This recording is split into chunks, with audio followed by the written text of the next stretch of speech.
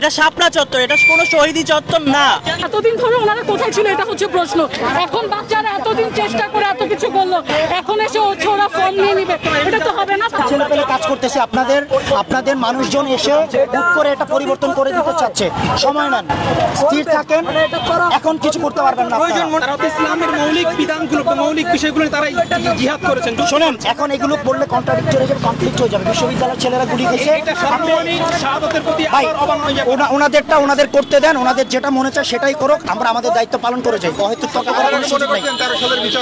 13 সালের গভর্নমেন্ট আসবে, একটা রাষ্ট্রে অনেক ধরনের ওয়ে থাকে, অনেক ধরনের অপকর্ম থাকে, বিভিন্নভাবে মানুষ এই কাজগুলো করে থাকে। সংবিধান আইন যেইভাবে ওই ব্যক্তির উপর ইমপ্লিমেন্ট করা হবে প্রমাণ সাপেক্ষে সেটারই বিচার হবে। এখন যদি আমরা অপরাধী থাকি আমাদের বিচার হবে, ওনারা অপরাধী থাকলে ওনাদের বিচার হবে, আপনারা অপরাধী থাকলে আপনাদের বিচার হবে। এটা আইন আর সময় বলে দিবে। ধন্যবাদ। আমাদের কথা হচ্ছে এখন হঠাৎ করে এসে বললে তো হবে না। এতদিন ধরে ওনারা কোথায় ছিল, এতদিন ধরে ওনারা কোথায় ছিল এটা হচ্ছে প্রশ্ন। এখন বাচ্চারা এতদিন চেষ্টা করে এত কিছু করলো, এখন এসে ওরা ফর্ম নিয়ে নিবে, এটা তো হবে না। তাহলে এতদিন আসে না কেন ওনারা? এতদিন কোথায় ছিল? 15 দিন বাচ্চারা মরে গেল, তখন একটা মানুষকে দেখি নাই। এখন কেন ওনারা আসবে? চাইলেই হচ্ছে শহীদ চত্বর, চাইলেই জিয়া চত্বর। ফাইজলামি পাইছে ওনারা না। সো আপু ঠিক আছে, আজকে আমরা এই পর্যন্ত রাখি। তো এটা এখন এখান থেকে সরিয়ে রাখা হয়েছে। আমরা এটা নতুন সরকার যখন আসবে তখন তারপর আমরা এটা দেখব।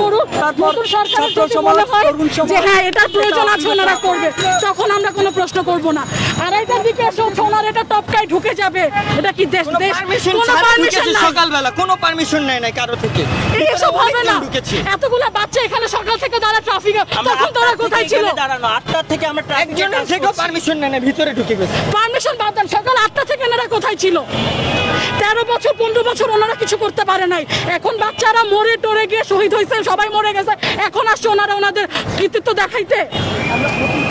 স্বাভাবিক কমন সেন্স নাই ওনাদের। আসছে শাপলা চত্বরের মধ্যে শহীদ চত্বর করতে। আর আপনারা কাইন্ডলি একটু সত্যের পথে থাকেন প্লিজ। এরা হলো 1:30টার দিকে আসছে, 100 জনের উপরে ছিল, 10-12 জন শাপলা চত্বরের ভেতরে গিয়ে ওই পানির ওইখানে গিয়ে দাঁড়িয়ে তারা ভাঙচুর করার জন্য চেষ্টা করে। তারপর ওরা বলে যে এখানে তারা পোস্টার লাগাবে, ওই সাইডে ওরা পোস্টার লাগাবে।